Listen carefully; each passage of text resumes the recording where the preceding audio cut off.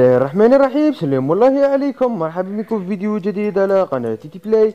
فيديو جديد سنتطرق من خلاله إلى لعبة بابجي موبايل لايت على أجهزة الكمبيوتر وموعد نزولها، أو بابجي لايت فور بي سي. ولكن قبل البداية، إن كنت أول مرة تشاهد قناة تي بلاي، أدعوك بالاشتراك في القناة مع تفعيل ميزة الجرس حتى تتوصل بكل جديد عن لعبة بابجي موبايل لايت. وأتمنى أن تضع زر اللايك وتعليقاتكم التحفيزية، وهذا لنواصل على نشر المزيد إن شاء الله. بدون إطالة لندخل إلى تفاصيل الموضوع. عدنا لكم أحبائي المشاهدين، وكما تعلمون أن هناك لعبة بابجي موبايل الخاصة بستيم على أجهزة الكمبيوتر، ولكن لا توجد لعبة بابجي لايت على الأجهزة الخاصة بالكمبيوتر، أو لا توجد نسخة لحد الآن. ولكن جئت لكم اليوم بخبر يفرحكم، لأن لعبة بابجي لايت قيد التجريب وسوف تكون متوفرة لأجهزة البي سي.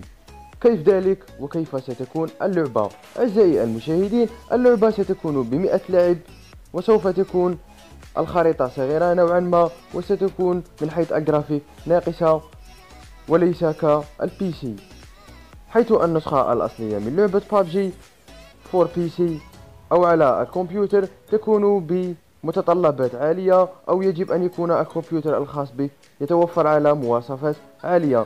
لكن لعبة بابجي لايت تكون المواصفات متدنية نوعا ما، وها هي المواصفات أمامكم تظهر على الشاشة التي يمكنك بها تشغيل لعبة بابجي لايت على الكمبيوتر الخاص بك إن كانت تتوفر لديك هذه المواصفات.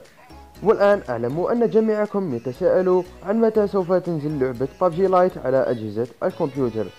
أحبائي، في اليوم العاشر من هذا الشهر قد قاموا بفتح التسجيلات الخاصة بهذه اللعبة أو النسخة لايت من الكمبيوتر.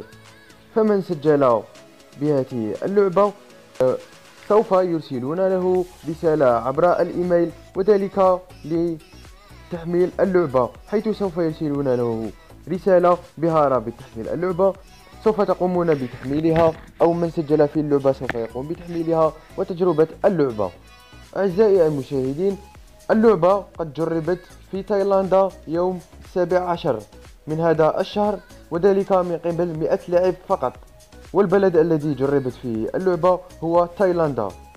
ولكن لمن سجل في الموقع كما ذكرت سابقا يوم 10 من هذا الشهر، حيث يمكنهم تجربة اللعبة في اليوم 24 من هذا الشهر، أي غدا إن شاء الله. ومن يريد أن يطلع على المزيد من المعلومات وعن صحة هذا الخبر، سوف أترك لكم رابط الموقع الرسمي للعبة بابجي لايت على الكمبيوتر أو العامة. سوف تجدون الرابط إن شاء الله أسفل في صندوق الوصف. قوموا بالاطلاع على الرابط وعلى الموقع، وتأكدوا بأنفسكم من صحة هذا الخبر. إلى هنا وصلنا إلى نهاية الحلقة، أرجو أنها قد نالت إعجابكم. إن نالت إعجابكم فلا تبخلوا علي بالضغط على زر الاشتراك وتفعيل ميزة الجرس حتى تتوصلوا بكل جديد، وأتمنى أن تضع زر اللايك وتعليقاتكم التحفيزية، وهذا لنستمر على نشر المزيد والأحسن إن شاء الله. إلى اللقاء أحبائي، نلتقي في موعد آخر. السلام عليكم، تشاو.